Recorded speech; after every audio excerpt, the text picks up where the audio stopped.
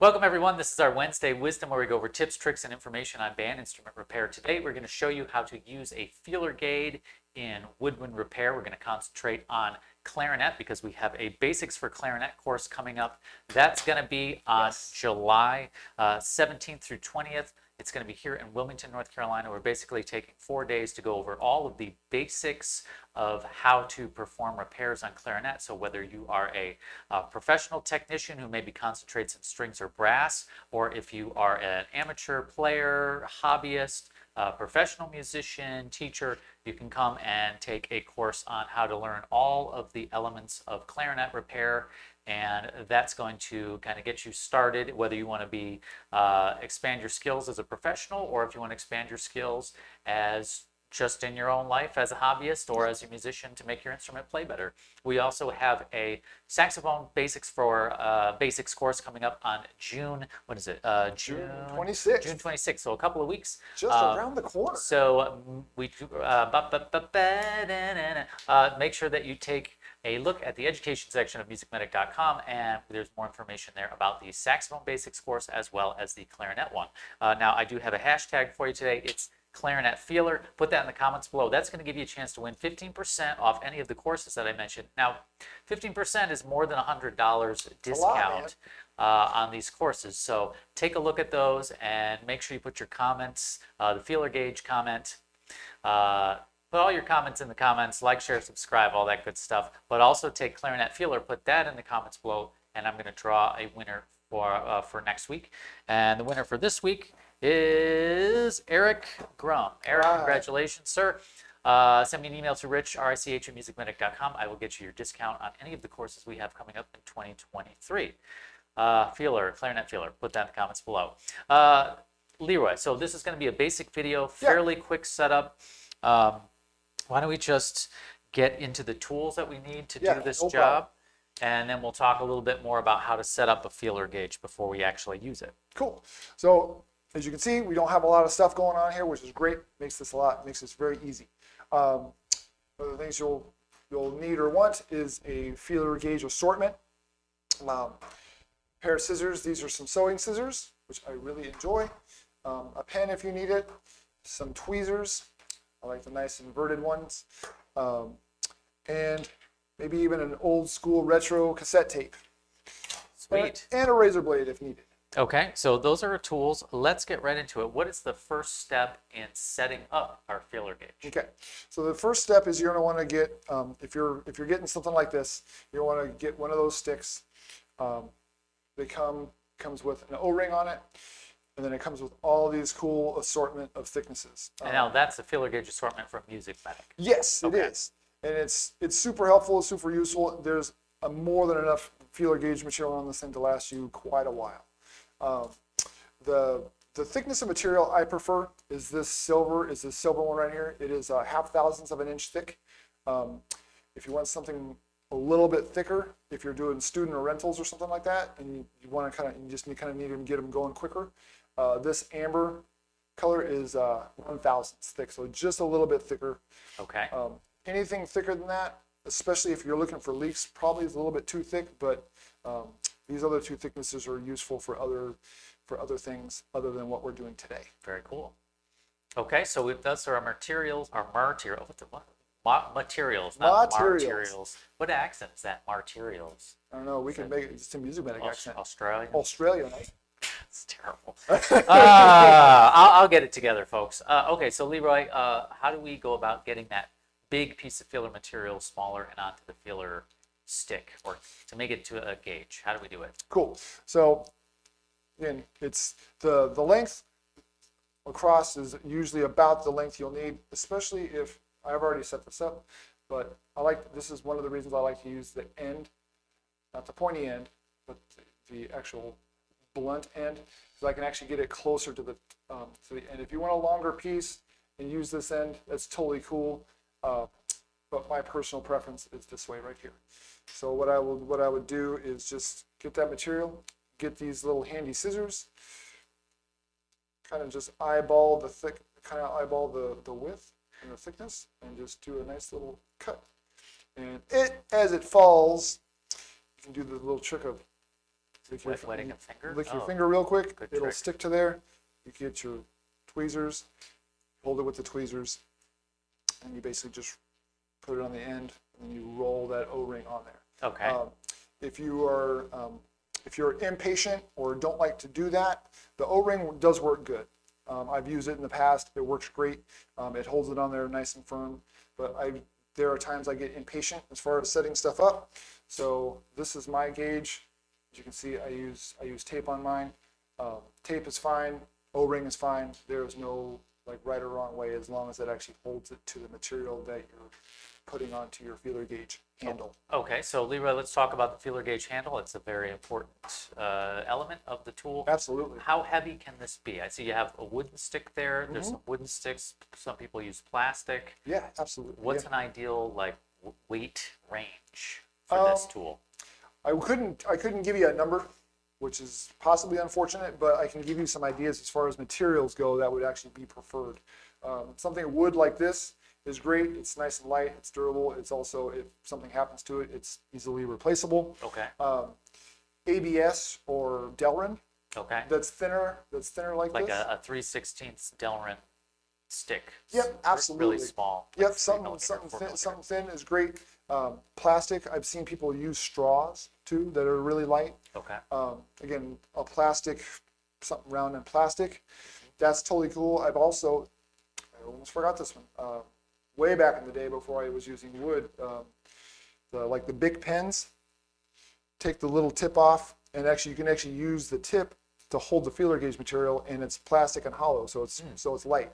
Okay. So that's another, again, if you're in a pinch or if you're like, oh my gosh, I need something right now, most of us have pens and stuff on our bench, so we can grab that. Okay. So the ink portion of the inside of a pen. Yeah, just Okay. take that right Gotcha. out, and then you can have yourself a cool little handle Okay. on the fly. What about I'm sorry to interrupt, but what about the width of the feeler material Yes. itself?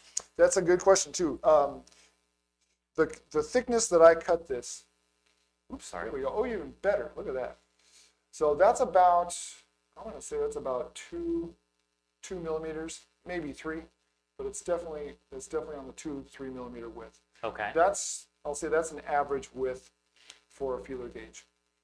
A little bit wider than that's totally fine, but to flip side it, you don't want it something thick like this, like the base of this. Okay. The reason why is if we're looking at a pad cup like this, so this is like a 16 or a 17, depending on the brand of the clarinet. Yeah. If you put that on there, you can see how much surface area that it's actually touching, or you would be feeler gauging on that pad at one time. If you flip it around and look at this guy, it's a little more precise. So you're able to pinpoint leaks in certain areas that you may not be able to see if it was this thick. So I would say no wider than like 4 millimeters. Okay. But if you're doing like pro work, try to get it thin, or even better, you can try to like angle it and have it go to a point. Okay. And as far as the material goes, Mm-hmm. do you feel that the silver or half thousandths material is best for your work on clarinet? Oh yeah, I like to use the saying, especially for the half thousandths, it'll show and find any dirty little secret that's going on. Gotcha. So it's precise, it's good, but if you're trying to do something super quick and you're not used to it, it might get frustrating at first. But once you're used to the thickness and once you know the feeling of how it's supposed to grab, you won't want to go back. Okay. So that is the setup of the feeler gauge. Let's get into the basic technique of how to use it. Okay, so it's very simple on how to use it. I'll hold it one of two ways. I'll either hold it like a pencil, like this, or I'll just kind of hold it with 2 fingers, like this. You don't want to like death grip it like this. I know this is kind of like super exaggerated, but you never want to do something like this, or see how my fingertips are turning white. You never want to hold it or grip it too tight. Okay. Just really loose, really in your hands, and just with minimal pressure with your fingers. So we're going to use this key as the example right now. So this is like the FC key on a clarinet.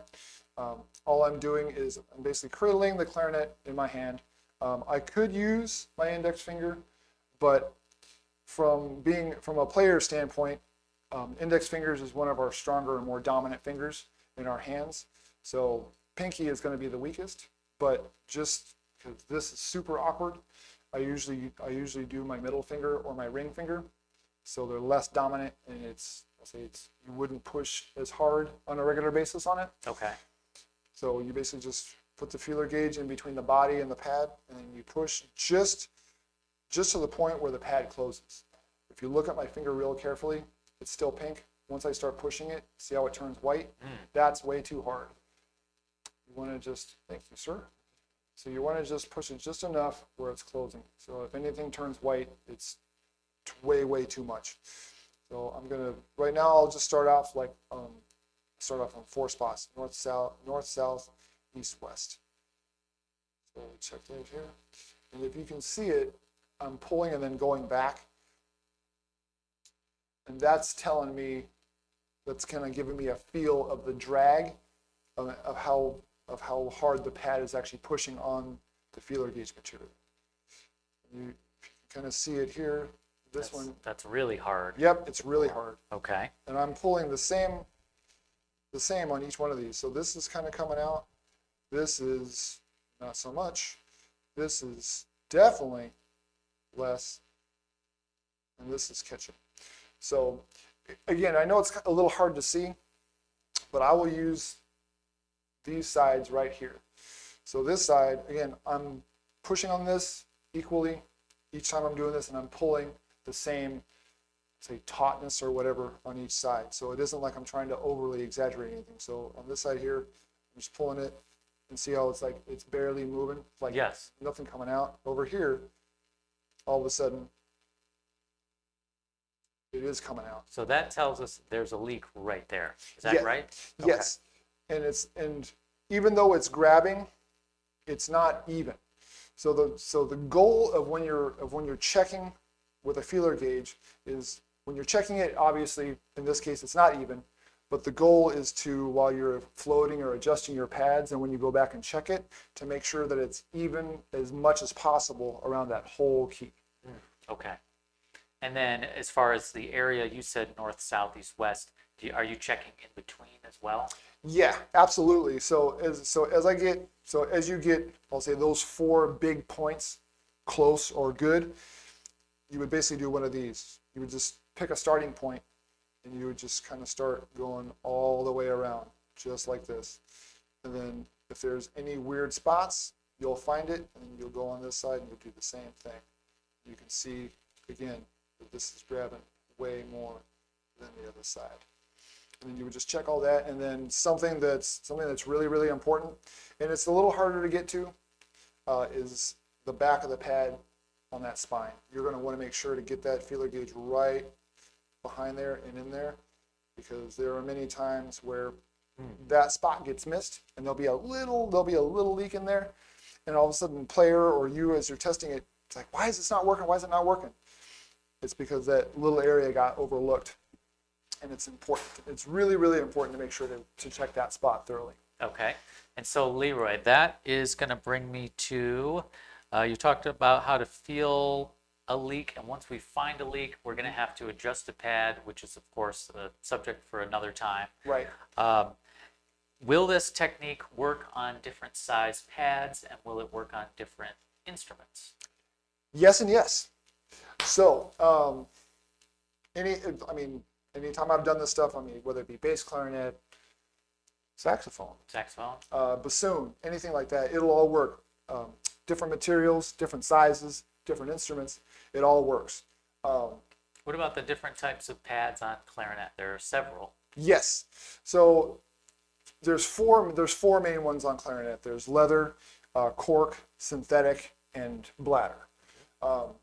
If you look at this is the feeler gauge I use when I'm working on the bench. It's not as much as it used to be, but I still do it, which is awesome. So as you can see this one here, this is the silver that we were talking about, that 0.5 thousandths. This is the one I use for about like 95% of all my work when I'm using a feeler gauge. I'm going to flip this guy around, and You can sort of see this one. This is clear. This is also half thousandths. I use this specifically when I'm doing some, not all, some synthetic clarinet pads or synthetic pads on an instrument. Couldn't tell you why, but for some reason on the silver material, the synthetic pads grab that material more than the clear. And when I'm doing the silver with that, it almost gives me a false sense of how well or not well that pad's sealing.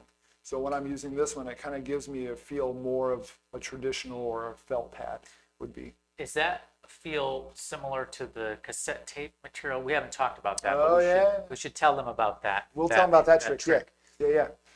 So yes. The clear is very, very similar to a cassette thing. So for all of you guys that are my age, and I won't say it, we'll probably remember these from back in the day. This is, you can see the width. You can see the width is almost perfect width that I cut before. It's that 3 to 4 millimeters width. Okay. And the cool thing is you've got a huge long supply of it. Now, what is your supplier's name there? And I'm sorry if this offends anybody. It is Elvis Presley Christmas. That's what they had. So I'm That's sorry. what they had at the That's what they had at the store. Yep. Nice. So we're cutting up the king this morning. Sorry, guys. So if you're out there and you don't have access to instrument repair supplies, and of course you do at MusicMedic.com, and we have the feeler gauge set, but you can just go out to a thrift store and grab a cassette tape, and you'll have almost a lifetime supply. Yep. And all you gotta do is, again, for all of you guys that are in that range, if a whole bunch is out, you can just kind of turn it a little bit. And, oh, look, it's back now. You can just take a little bit, get that scissor, and all you have to do is just cut a little bit off. You're just cutting, and then is it the same procedure for putting it back? Yep. On the other one? So again, I lick my finger to pull it up, use the tweezer, hold it, and then you can either do the stick with the O-ring on it, which again, like I said, works great. Okay. Or you can find something and just tape it on there, and then you'd be good to go. And the thank you for telling us about that, Leroy. Yeah, absolutely. The other question that I have is, what about blind leaks? Does the feeler gauge help with a blind leak? Absolutely. Like I said, and this is like a mantra of mine, this little guy finds all your dirty little secrets when it comes to leaks and not leaks. So blind leaks happen mainly on pads that are closed at rest. So for example, this guy right here, like the B natural F sharp pad, is closed at rest. So in playing position, nothing, whatever, it is closed. These are opened at rest, as we all know.